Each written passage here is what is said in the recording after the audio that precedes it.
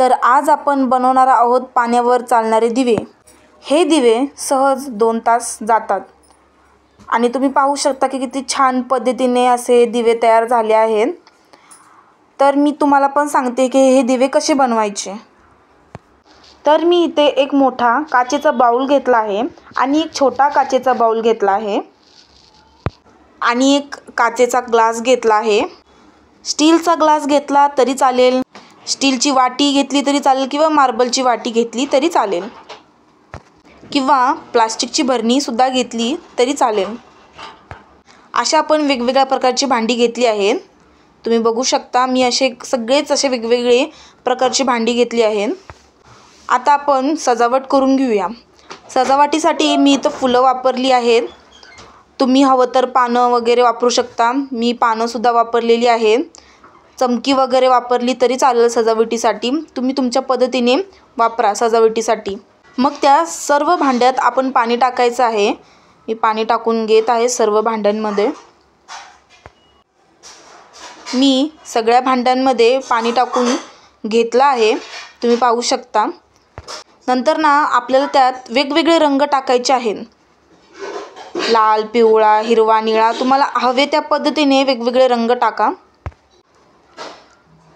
पाणी टाकून झालं आहे। आता आपण यात रंग टाकूया।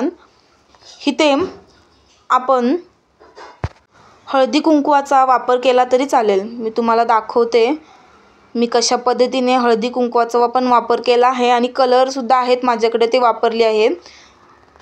मार्बलच्या वाटीत सजावटीसाठी फुलांच्या पाकळ्या टाकून घेतल्या आहेत। मी दोन्ही वाट्यांमध्ये मी असं टाकून घेतलं आहे।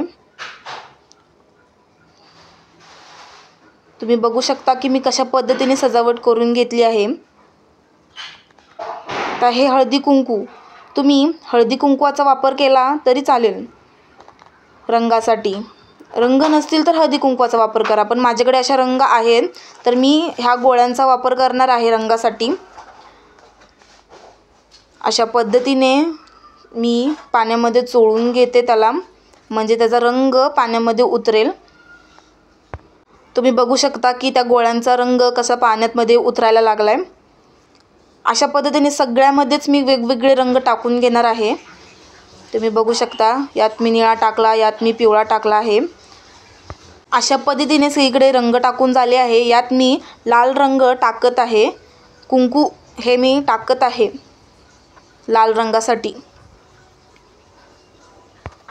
असं माझ्याकडे प्लास्टिकचं झाकण आहे, ते आपल्याला कापून घ्यायचं आहे। तुमच्याकडे प्लास्टिकची बॉटल असेल ती घेतली तरी चालेल। आपल्याला ह्याचा गोल आकार कापून घ्यायचा आहे आणि त्याला मध्ये होल पाडायचा आहे वात टाकण्यासाठी। अशा पद्धतीने बघा मी कापून घेतला आहे आणि वातीसाठी मध्ये गोल आकार कापून घेणार आहे। बघू शकता तुम्ही मी अशा पद्धतीने कापून घेतला आहे आणि मध्ये असं होल पाडून घ्यायचं आहे। तिथं आपण वात भरणार आणि दिवे लावणार आहोत। अशा पद्धतीने मी 7 गोल कापून घेतले आहेत। वातींसाठी कापूस घेऊया, त्या कापसांचे वात तयार करून घेऊ। बघा तुम्ही मी अशा पद्धतीने वात तयार करून घेत आहे। हे पहा इथे आपली वात तयार झाली आहे। अशा पद्धतीने आपण लावून घेऊ वात। आणि ही वात आपण तिथे लावायची आहे। त्याच्या आधी सगळ्यात आपल्याला एक चम्मच फक्त तेल टाकायचं आहे। या एका चमच्याच्या तेलावरती 2 तास हे दिवे जातात। अगदी सहज 2 तास हे दिवे जातात। आम्ही लावून बघितलं आहे, आमचा अनुभव आहे आणि एकदम सुंदर असं दिसतं।